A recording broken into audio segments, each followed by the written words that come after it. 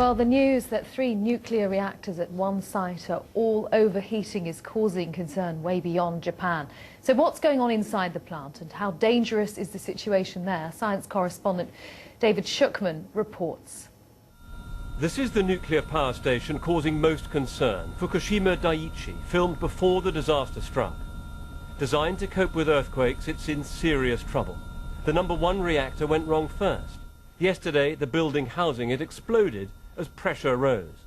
The reactor inside is apparently undamaged. Now the focus is on reactor number 3 and a cooling process that's failed. The power station is known as Fukushima Daiichi, and it's causing most concern, with trouble at 3 of its reactors. The building housing number 1 exploded yesterday, and officials say a partial meltdown of the nuclear fuel may have happened. Number 2 reactor has a water level that's too low, so more is being pumped inside it. But it's the 3rd reactor that's causing greatest anxiety right now. It's impossible to know exactly what's going on inside it, but the flow of cooling water clearly stopped.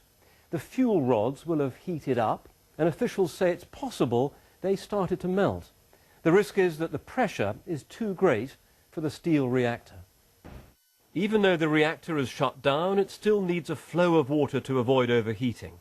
The key task is to keep the rods of nuclear fuel as cool as possible. Otherwise, they could start to melt. That may possibly have happened already, in which case the hope is that the steel container holding the reactor remains intact.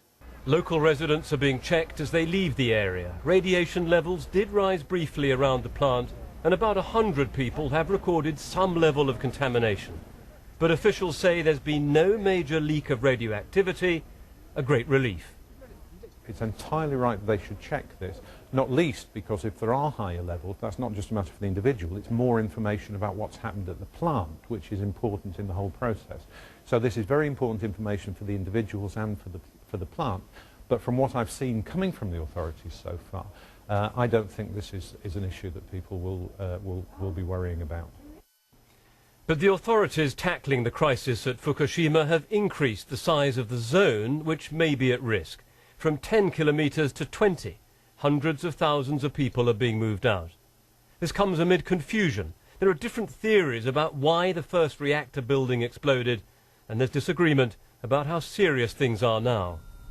So far, the official line is that inside their concrete buildings, the reactors themselves remain intact.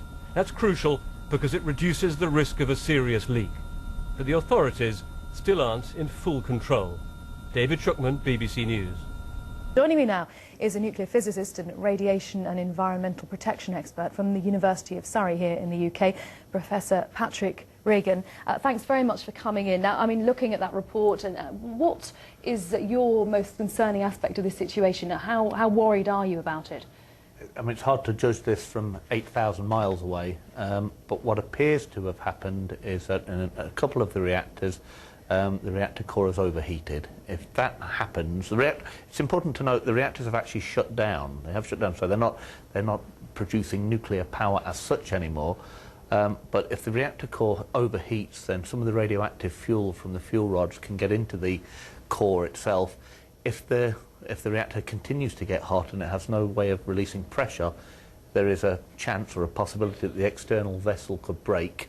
And if that breaks, then some of the radioactive material could get out into the atmosphere. I should say at the moment, there is no report at all of any of the secure vessels breaking. So it looks as though the worst is over. And there are these huge efforts going on to stop another explosion taking place like we saw in one reactor on Saturday. Well, it's important to note that the explosion that happened on Saturday was absolutely not a nuclear explosion. It was a chemical explosion or a gas explosion, almost certainly, at a nuclear reactor site. And maybe the best way of trying to imagine this is if you imagine that the reactor is, or the reactor core is a big metal ball with gas and nasty things in it, and that's surrounded by a load of Lego bricks, if you want to think of that. When they vented the first reactor, which maybe took out some of the steam, it's likely that some of that steam, that hydrogen and oxygen mixture, which is water when it's hot, exploded, and that's what knocked over the walls, i.e. the Lego bricks, but crucially, it appears to have left the safety vessel intact, and it's a safety vessel that contains almost all of the radioactive material. But that steam that is vented in itself is radioactive. That's correct. That has escaped into the environment. It does. Well, it escaped is one thing, but it was vented. It was actually released from the reactor specifically, and it had to be released, or has to be released at that point, because it's basic chemistry is something called Boyle's law. If you keep the volume of a gas thing constant and you increase the pressure, the temperature goes up. If you increase the temperature, the pressure goes up. So if there's no mechanism to take the heat out of the reactor, the pressure builds and builds and builds, the temperature goes up, and you have a nightmare scenario where both the fuel rods melt and you put the pressure vessel under significant stress. So what they had to do was basically bleed or leak out a little bit of water vapor. That water vapor or gas would almost certainly have had in it a little bit of radioactivity called nitrogen-16, which is there in all reactors. That decays away very quickly in about 10 seconds, 5 to 10 seconds. But if some of the fuel rods, which appears to be the case, were compromised, some of the radioactive material from the fuel will have got into that steam, and that will have been taken out in the exhaust. Because the authorities have evacuated an area of 20 kilometres around that reactor. Yes. I mean, do you think that's sufficient? I mean, for people around the threat, there's something very sinister, isn't there, about the worry of being contaminated? It's something you might not necessarily know about at the time. Absolutely, you can't see it, and it's terrifying. I mean, of course it's terrifying. I mean, all we can comment on is what we can see from this distance away. It appears, and from all the reports that we're getting, that the amount of radiation that's been released by this gaseous evacuation is small, measurable, absolutely measurable, but small in terms of the overall biological effect. And it's important also to note two things. First of all, the further away you are from the reactor, the less effect it is, and also the longer it takes since the release, the smaller the effect of that radiation is. So I think it's absolutely precautionary to take people back. Also, partially, I'm sure there could be widespread panic if they were there. So to move them back at a sensible rate is a sensible thing to do. But at the moment, there doesn't appear to be any strong evidence of a large-scale radiation release there. Measurable release, but not a large-scale one. When do you think we will know for sure if Japan is out of the woods in terms of avoiding a far worse nuclear accident? Well, I mean, if they can get the reactors cooled, which apparently, again, looking at the reports on the BBC, they appear to be pumping salt water or seawater into the reactor, that would solve the problem. It destroys the reactor, as it turns out, but that's not These really are the old issue at the moment. Anyway, they're old reactors. In fact, they were due to be decommissioned, as it turned out, anyway. And in fact, there are more modern types of that reactor which have rather different design mechanisms in them. So the next few hours are critical? They're critical, but I suspect, I mean, again, from a long way away, I suspect that we're actually past the worst already, in the sense that if they're already pumping seawater into the reactor, and they can get it around the reactor, that removes heat from the reactor core. If you remove the heat and the pressure vessel remains intact, then the situation stops. There are no ongoing nuclear fission things going on in the reactor. The reactor's been switched off. The situation would be heat builds up and causes the thing to melt, and if you have a big build-up of pressure, that thing could explode. So you take the pressure out, and by doing that you make it cold, or cool it to take the pressure out, and it should go back to normal or steady state, if you want to think of it like that. Professor Patrick Regan, thank you very much for your explanation and your thoughts. Thanks very much indeed. Thank you. Officials are reassuring the public there's no immediate danger, but hundreds of thousands of people have been evacuated, as Chris Hogg reports. They survived the quake. Now they're being checked for radiation. Hundreds of thousands of people told to leave their homes in a wide area around a stricken nuclear plant. I'm due to give birth soon. I want to know exactly what's going on at the nuclear plant. I'm scared. They're struggling to make safe reactors damaged by the earthquake and the wall of water that swept through the complex in Fukushima. For a time, radiation leaked, exceeding safety limits. Officials say the levels have since declined. It's not the only plant with problems, though. This one, further north in Onagawa's been damaged too. On television here, they're looking for reassurance from the experts, but it's hard for the Japanese public to be sure about the level of risk they face. The Prime Minister's told the country they need to pull together in this time of need. And against this hardship of earthquake and tsunami, we should be able to stand up to them. And we believe that we will be able to overcome this. Strong aftershocks are still being felt across the country, adding to the risks the rescuers face. The problems at the nuclear plants are making a bad situation even worse. Huge swathes of the country still have no electricity supplies. So serious are the shortages of power, from tomorrow the government will start rationing it here. In Tokyo and around the country there'll be planned power cuts lasting for 3 hours in each place. They're warning the restrictions on energy usage could last for weeks.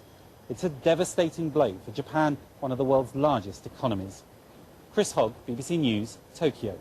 Well, the government in Japan has warned that there could be a second explosion at the Fukushima nuclear power plant. There are also reports that a third reactor is now preparing to use seawater to cool it down. Robert Murphy lives in Fukushima. He says he and his family have not been offered the option of leaving. My wife told me this morning that we'd actually been told to stay put. Would you like to leave? No.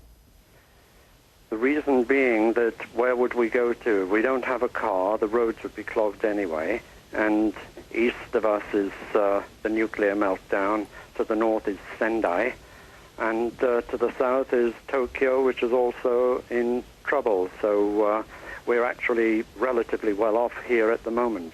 What are you being told, Robert, as to what's going on at the power plant? There's plenty of coverage on TV ongoing. I'm not actually paying much attention to that because I've been out and about looking for drinking water, and I tend to get most of my information from BBC World. When you say you've been out and about looking for drinking water, do you have enough supplies in the house?